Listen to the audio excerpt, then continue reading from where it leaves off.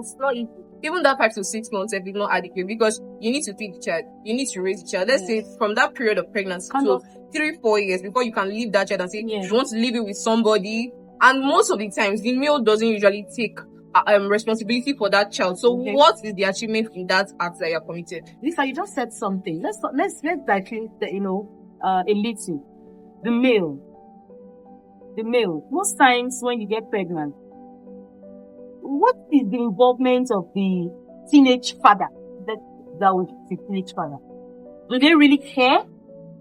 It's depending on the male. That's why when somebody comes to you with a relationship kind of agenda, you're supposed to assess the person. Now, you have gotten this pregnancy. The person that you accepted to be in this relationship with, what did it yield on this your pregnancy? Some will even tell you, before you even give birth to the child, abort it. Some will tell you they don't have the time or the effort or anything to raise that child. They don't have the financial ability, they don't have the mental capacity, so they cannot contribute meaningfully to that relationship. Although I have heard people that yes, they got pregnant at teenage age, they stopped school together and started a life. But it is not advisable because two of you are too young, too inexperienced to take that path. So there's really not much that he can do. He can support. That's if he's a good person, God parent, he can support, but he cannot do much. Winifred, let's talk about the way teenage girls dress. Because it talks about rape, it talks about peer pressure, and one other thing. Don't you think the way girls dress can, attract all this to them? Most of the times, yes, the way girls dress can attract the wrong kind of almost half naked. Yes. Mm-hmm. Now it depends on the way the person is trained. It depends on the training from home because some girls are trained from a very young age and they are trained to dress immorally. Yeah. Maybe the parents don't see it as immoral from when they are small, but they don't know that when they are imbibing that particular dress sense in that child from when the child is small, the child takes it onto their teenage years and they continue dressing like that, thinking it's right since their parents had dressed them like that as they were young. But it's not right in their teenage age. Because I've attended parties, like I said, I've attended parties where I see children being dressed half naked. Bomb shorts, they wear pants, and it's called bomb shorts and, crop tops and the rest. What do you have to say about that? What do you have to tell parents, especially mothers, about that? My point of view of that is that if you are dressing your child like that at a wrong age, I know you enjoy dressing like that in your days, but it's not right dressing your child like that because you are inviting the wrong dress knowledge inside that child. Because the child will grow up with that particular dress knowledge. Like, oh, my mom dressed me with bomb shorts when I was young. My mom dressed me with crop top when I was young. Let me dress like that as I'm 8 years old. Let me dress like that as I'm 13 years old. As you are growing older, your body is changing. You're no longer that small girl that's wearing everything okay. You're not having extra features. Now, if you wear those particular clothes that you wore as a child, it's exposing most parts of your body, like attracting the wrong kind of male attention. Exactly. Lisa, how well do you discuss sex education at home with your parents? Okay, well, for me, in the household, I do. Yes, we were taught sex education. We were taught that we could go to our parents and talk to them about anything. But honestly, as a teen growing up, for me, I felt like it's not because I couldn't approach them, but there are some things that you just be shy to talk with them about. But it just feels awkward because why they're your parents and some kind of things you feel like it's not appropriate. But what I want to ask you now is, if you don't talk to your parents, who do you want to talk to? Okay. So that's why it is advisable that you go to your parents and not your friends, because it's like saying the blind leading the blind. Your friend does not know what is going on about, like saying you want to go and meet your friend to advise you on such things, and she too, she's going through what you are going through. So she cannot or he cannot really give you that advice that you need. So it's advisable you go to, you can't go to your parents. Some schools, they provide guide counselors, exactly. They can tell you what to do, a trusted adult, and I advise you as a girl, go to a same gender person, a guardian, because it will make you feel more comfortable and you can easily say what you want to say. Winifred, do you have anything to add to that?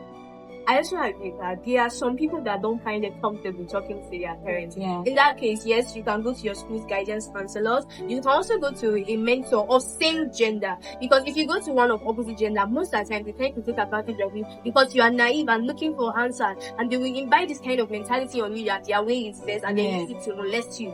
So you go to the same gender and you seek advice from a mentor or even a spiritual leader that can help guide you. Okay, still on Moment with Isobel, we are discussing teenage pregnancy the cause, the effects, and we're coming to the possible solutions. I have seen cases, Winifred, Lisa, where your uncles come to your house and they say, oh, come, you're not a grown girl, so big, sit on my lap. Do you think that is right? No, this is very wrong. Because they know what they are doing, but you don't know. You are ignorant. It's very wrong. As once you've come on it, nothing should concern you with your male relatives and the opposite sex, your male relatives, because you should try to keep a safe distance from them.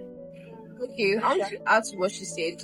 Like she said, yes, you keep a safe, but parents, for me, have a larger part to play in this. Okay. Because there are some homes where they don't allow the male. Once you know that you have, there's a family that they have all girls, they have 4 girls. They don't allow male relatives to come to your house. Not because they don't trust this relative, but they just want that security. Right. Exactly. So they don't allow other male relatives to come sleep over. If they want to come, they come in the afternoon when the parents are around. And when the parents are not around, they are told by the daughters to go back and come back when the parents are around. And they have a very large role to play in all this. Because you can't tell me that your male relative will just come to the house looking for you, and I know that that's my relative. But if you give me the instruction as my parents do not allow him in, I will not allow him in. Yeah, because why I'm saying is I've seen parents whereby they say, oh, don't you know he's your uncle? Go and greet him, sit on his lap, blah, blah, blah. And that is where unlawful touch starts, coming in. Uncertain. Yes.